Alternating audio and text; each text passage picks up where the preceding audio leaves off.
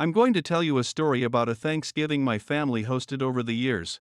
One that stands out among all the others. That particular year, it was Aunt Kathy and Uncle John's turn to come down to our house. Our families took turns hosting Thanksgiving dinner each year. And this year it was our turn to host. This Thanksgiving I'm about to tell you about was a memorable one. And one I won't soon forget. It was a cold and rainy day. Through the dining room window, you could see the lightning flashes light up the sky as the rain poured down. Like fireworks shaped as lightning bolts going off, and then getting immediately extinguished by the torrential downpour. Then a few seconds later, it would sound like a bomb went off when the thunder arrived. We had spent the few first hours sitting around the fireplace, chatting, and catching up with each other.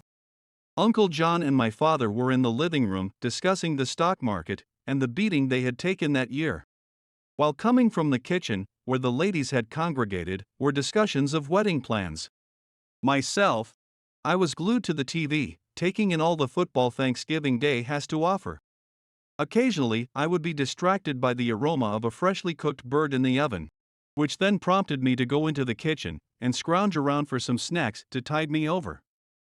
Before heading back to my place on the couch, I would pester my mom by asking, "Is it almost time to eat yet? I'm starving." Being an impatient teenager, I was constantly hounding the cook with questions about when dinner was going to be ready. After several hours of catching up, we were finally summoned to the dining area for the main event. Ah, dinner at last, I thought out loud. This is the part of the day I remember best. We all gathered in the kitchen, grabbed our plates, and began to form a line.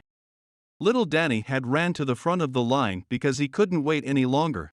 And then he snatched a leg from the table. And before anyone could stop him, he took a big bite out of it. I can't remember which was louder, the sound of his mom slapping him, or the sound of his plate as it dropped shattering on the tile floor. When the chaos in the kitchen was over, we all sat down to eat.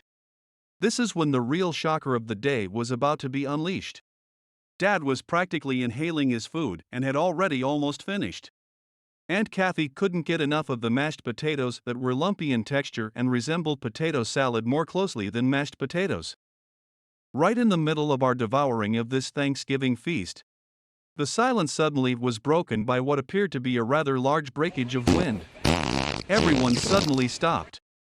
I know all eyes wanted to instinctively glare in my direction, but the thunderous roar, unmistakably and distinctively, came from Aunt Kathy's seating location.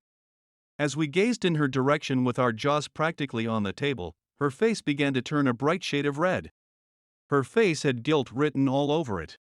I was now convinced Kathy was the one with the serious flatulence problem. I looked up at my father, Uncle John, and my brother-in-law Darren. We all had the same dumbfounded look on our faces. No one knew what to do or how to act. We tried to bury our faces in our plates and pretend that what we heard didn't just happen. For what felt like forever, there was a deafening silence, but the silence only lasted a few long seconds, and then all the women at the table broke into hysterical laughter. They must have felt it was payback time for all the fart jokes us guys had reveled in over the years. Aunt Kathy had one of those fart buckets under the table. You know, the one with putty in it? And as you force your fingers into it, it sounds just like the real thing. It was all a prank. No wonder it didn't smell after such a massive breakage of wind. I couldn't believe these adults had played such a childish joke on us. I have to give them credit though. I don't know if I would have had the courage to do that on my own.